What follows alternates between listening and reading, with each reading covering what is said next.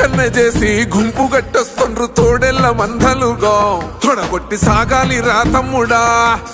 మన కోసమే బతికే జననేతకు మనము తప్ప ఎవరున్నారు రా మనమే సైన్యమై కదలాలిరా గెలవాలి సాగటి సమరం పేదోళ్లపై పెద్దోళ్ల యుద్ధం సిద్ధమై మన శబ్దమే వింట కొడుకులకు చెమటలే పట్టాలేరా జగనన్న జెండనే ఎగరాలిరా